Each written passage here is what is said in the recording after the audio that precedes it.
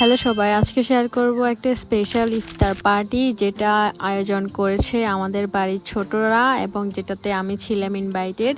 তো শুরু করা যাক। আসলে আমি দেখতেছিলাম যে ওরা সবাই এত এক্সাইটেড ছিল যে এই পার্টিটা নিয়ে, ওরা সকাল থেকে নানান কল্পনা জল্পনা করতেই ছিল। অ্যান্ড আমি হচ্ছে দায়িত্বে ছিলাম যে ওদেরকে আমি একটা পুডিং বানাই দিব অ্যান্ড ওদেরকে কিভাবে সব সেট আপ করতে হয় এটাতে একটু হেল্প করব। বাট ওই দিন আমি অনেক লেটে হচ্ছে ঘুম থেকে উঠি। আসলে আমি উঠি নাই, ওরা সবাই মিলে আমাকে আমার দরজা পিটিয়ে হচ্ছে আমাকে ঘুম থেকে উঠায়। দেন হচ্ছে আমি ওদের জন্য একটা পুডিং বানাই দিই। দেন ওরা ওদের বাজার সবকিছু নিয়ে আসে। এরপর একে একে আমি সবকিছু ওদেরকে সেট আপ করার একটা প্ল্যান দিয়ে দিই। তো সেই অনুযায়ী ওরা হচ্ছে সবকিছু গুছাচ্ছিল। এই যে দেখতে পাচ্ছেন কি কি আইটেম ছিল, দেখতে পাইছেন আপনারা।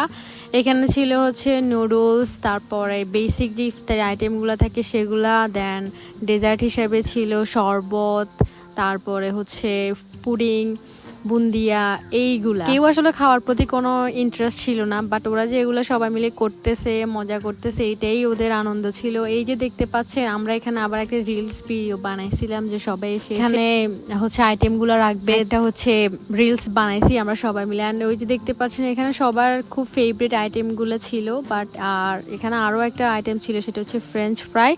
এটাও সবার ফেভারিট। তো এই যে দেখতে পাচ্ছেন ছোটরা সবাই অনেক এক্সাইটমেন্ট নিয়ে ওরা হচ্ছে আসরের আগ থেকে ওরা রেডি, ওরা সব কিছু রেডি করে ওরা বসেছিল জাস্ট এটার অপেক্ষায় কখন ওরা সবাই মিলে একসাথে হচ্ছে রোজা ভাঙিয়ে ইফতার করবে। অ্যান্ড লাকিলি ওই দিন একটা সারপ্রাইজিং বিষয় ছিল, সেটা হচ্ছে এই ছোট ছোট বাচ্চাগুলো হচ্ছে ওই দিন রোজা ছিল শুধুমাত্র সবাই মিলে একসাথে এনজয় করার জন্য।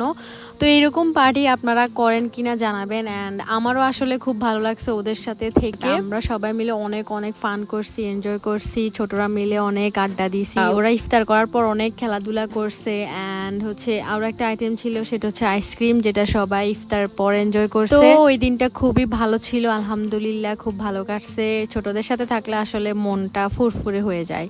সো আজকের ব্লগটা এই পর্যন্ত। সবাই ভালো থাকবেন, সুস্থ থাকবেন। আসসালামু আলাইকুম।